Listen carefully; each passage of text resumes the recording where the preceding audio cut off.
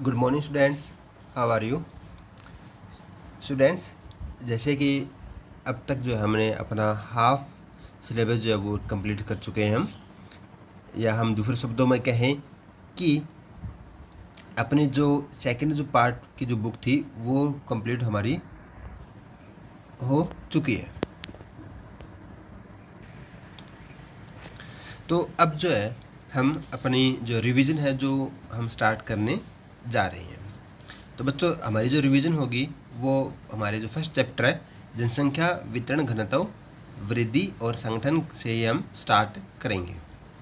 बच्चों, अब हम हर रोज़ जो है अपना जो रिवीजन का जो वर्क है वो कंप्लीट करेंगे, और साथ के साथ जो आपको स्टार्टिंग के अंदर जितने भी लेसन और उनके टॉपिक करवाए गए हैं वो टॉपिक आप अपने फेयर नोटबुक के अंदर कंप्लीट कर लें। आप एनसीईआरटी के साथ साथ जो क्वेश्चन मैंने जो महत्वपूर्ण जो क्वेश्चन थे वो आपको जो है मैंने सेंड किए हुए हैं, वो सारा जो कंसेप्ट अपना वो अपनी फेयर नोटबुक के अंदर जो है कंप्लीट करें, और साथ के साथ जो है अब हम अपनी रिवीजन स्टार्ट करने जा रहे हैं। तो बच्चों, आज का जो फर्स्ट लेसन है इसका नाम है जनसंख्या वितरण घनत्व वृद्धि और संगठन। इनके बारे में हम जानेंगे। बच्चों, यहाँ हम भारत की जनसंख्या के बारे में करेंगे कि भारत की जो जनसंख्या है वो कितनी है और उसका वितरण किस तरह से है कि किन राज्यों में कितनी उसकी जनसंख्या रहती है। उसके बाद उस जनसंख्या का जो घनत्व है वो हम निकालेंगे, और हम ये भी देखेंगे कि घनत्व और वितरण में कितना डिफरेंसेस है, और फिर हमारा टॉपिक रहेगा वृद्धि और संगठन के ऊपर। तो अभी एक बार हम जो अपनी जो जनसंख्या है उसका परिचय जानते हैं कि भारतीय जनसंख्या जो है वो कितनी और कैसे है। ये कहता है कि किसी भी देश के जो नागरिक है उस देश के लिए बहुत बड़ी पूंजी होती है, यानी कि जो सबसे बड़ी पूंजी जो है वो किसी देश की वो वहाँ के नागरिक है।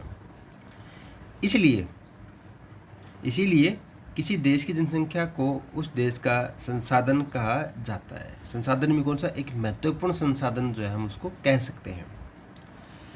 भारत में एक विशाल जनसंख्या निवास करती है। इस अध्याय में जनसंख्या के विभिन्न पहलुओं का अध्ययन करेंगे, जैसे कि भारत के विभिन्न राज्यों में जनसंख्या का वितरण किस प्रकार है, उसे कौन से कारक प्रभावित करते हैं। जनसंख्या घनत्व की दृष्टि से भी भारत के अलग अलग राज्यों में विभिन्नताएं पाई जाती है, यानी कि किसी एक राज्य का जनसंख्या घनत्व बहुत ज़्यादा है। फॉर एग्जांपल कि हम देख सकते हैं कि जो बिहार है उसका जनसंख्या घनत्व जो भारत के अंदर सबसे अधिक है, जबकि जो अरुणाचल प्रदेश है उसका जनसंख्या घनत्व जो है वो सबसे कम है। तो यहाँ विभिन्नताएं भी जो हमें देखने को मिलती है। जैसे भारत के जनसंख्या घनत्व यहाँ पर 313 की तुलना में पश्चिम बंगाल में 903 है। बच्चों, यहाँ पर जो है जो डाटा दिए गए हैं ये डाटा 2001 के हैं। आप लोग इसके अंदर जो है मेंशन कर लें कि भारत का जो जनसंख्या घनत्व है वो अब 313 की बजाय 382 कर लें, क्योंकि ये जो डाटा है वो डाटा हमारे जो है वो 2001 के हैं। 2011 का जो डाटा है उसके अंदर 382 जो है वो भारत का जनसंख्या घनत्व है। उसके बाद यहाँ पश्चिम बंगाल दिया गया है। पश्चिम बंगाल के बजाय जो है आप लोग वहाँ बिहार करें, जिसका जनसंख्या घनत्व जो है 1102 व्यक्ति प्रति वर्ग किलोमीटर है।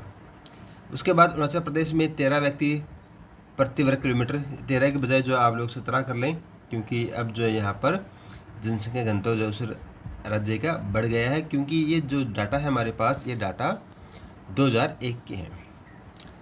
जनसंख्या वृद्धि का जन्म दर, मृत्यु दर जैसे प्राकृतिक कारकों के साथ साथ प्रवास जैसे कारक भी प्रभावित करते हैं। भारत की विशाल जनसंख्या के संगठन की अपनी विशेषता है। यहाँ लगभग 70% आबादी गाँव में रहती है, जो मुख्य रूप से प्राथमिक आर्थिक क्रियाओं में संलग्न है।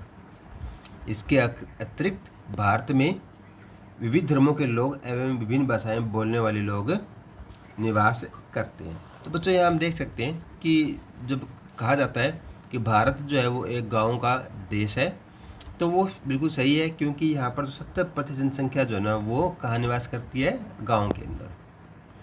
और भारत के अंदर जो है, जो गांव के अंदर जो लोग रहते हैं, उनका प्रमुख जो व्यवसाय है वो है प्राथमिक आर्थिक व्यवसाय, या उनके जो जो क्रियाकलाप है वो प्राथमिक क्रिया है, जिसका अर्थ ये हुआ कि वो मुख्य रूप से या तो वो कृषि करते हैं, पशुपालन करते हैं, मछली पालन करते हैं, या लकड़ी का जो व्यवसाय करते हैं। तो यानी वो यहाँ पर जो है प्राथमिक क्रियाओं के अंदर जो है वो संकलित है।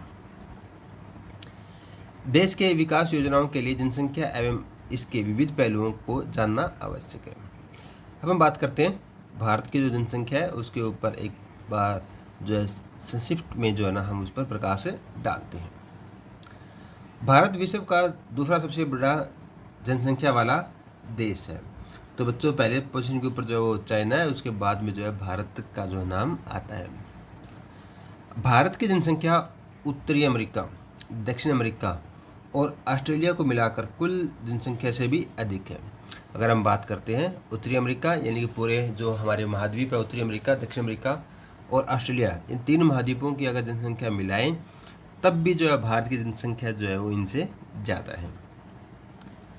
भारत में पहली जनसंख्या, भारत में यहाँ जनसंख्या लिखा हुआ है बच्चों, यहाँ इसका थोड़ा चेंज कर लो। भारत में जो पहली जनगणना है वो 1872 में हुई थी, किंतु यह पूर्ण जनगणना नहीं थी।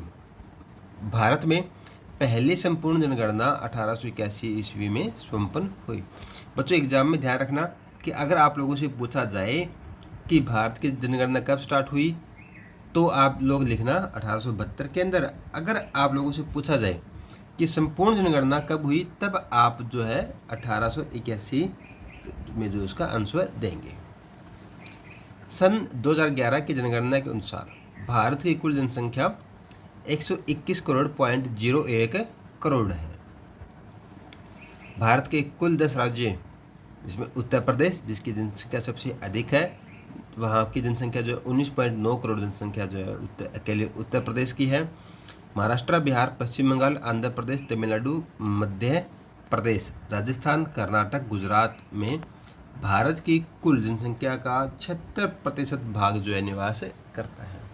तो बच्चों यहाँ के जो फर्स्ट जो 5 जो हमारे राज्य हैं, जिसमें उत्तर प्रदेश आ जाता है, महाराष्ट्र, बिहार, पश्चिम बंगाल और आंध्र प्रदेश, इन 5 राज्यों के अंदर जो है यहाँ जनसंख्या रहती है 50%। तो आप देख सकते हैं कि यहाँ जो जनसंख्या का जो वितरण है वो एक रूप से नहीं बंटा हुआ। उसके बाद है भारत में दिल्ली, मुंबई, कलकत्ता, बेंगलोर, पुणे, अहमदाबाद, चेन्नई तथा जयपुर जैसे नगरीय क्षेत्र अपने औद्योगिक विकास और नगरीकरण के कारण बड़ी संख्या में ग्रामीण व छोटे शहरों की जनसंख्या को अपनी ओर आकर्षित करते रहे हैं। इसलिए इन महानगरों में जनसंख्या का उच्च सांद्रण पाया जाता है। तो बच्चों यहाँ हम देख सकते हैं कि जो भारत की जनसंख्या जो है वो समान रूप से नहीं बटी हुई, और कुछ ऐसे नगरीय क्षेत्र हैं जो अपने औद्योगिक विकास और नगरीकरण के कारण जो है ग्रामीण जो क्षेत्र है या फिर छोटे शहरों की जो जनसंख्या को जो है वो अपनी ओर आकर्षित करते हैं, और इसीलिए यहाँ पर जनसंख्या का जो है एक संघनन जाल जो है वो बन चुका है। भारत विश्व के उच्च जनसंख्या घनत्व वाले देशों में गिना जाता है, इसमें कोई डाउट नहीं है, क्योंकि भारत का जो क्षेत्र है, कुल एरिया है विश्व के अंदर, वो सिर्फ है 2.4%, जबकि यहाँ विश्व की जो 17.5% जनसंख्या जो है वो निवास करती है।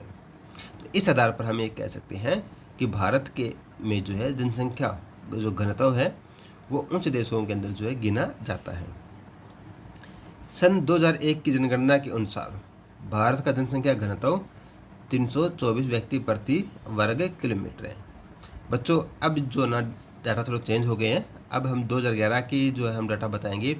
इसमें 324 के बजाय जो है हमारे जो 2011 के अंदर जो जनसंख्या घनत्व है वो 382 व्यक्ति प्रति वर्ग किलोमीटर हो जाता है। तो बच्चों आज के लिए हम इतना ही करेंगे। आप लोग जो है इसको अच्छे से समझें और अपने लेसन को जो ना आप फिर से रिवीजन स्टार्ट करें। आई होप आपको ये टॉपिक जो है वो अच्छे से क्लियर हो गया है। ये जो कंसेप्ट हमने किया है वो अच्छे से आपको क्लियर हो चुका है। फिर भी कोई डाउट है तो जब हमारी जूम मीटिंग होती है तो आप उसमें ज़रूर जो है पार्टिसिपेशन करें। उसमें आप जो है अपने जो प्रेजेंटेशन है वो ज़रूर वहाँ शो करें, क्योंकि जो आप जूम मीटिंग के अंदर जो भी बच्चे आएंगे उसका इफ़ेक्ट जो है हमारे आगे एनुअल एग्ज़ाम के अंदर जो असेसमेंट लगनी है उसके अंदर आपको ज़रूर उसका बेनिफिट मिलेगा। तो student, thank you and have a nice day.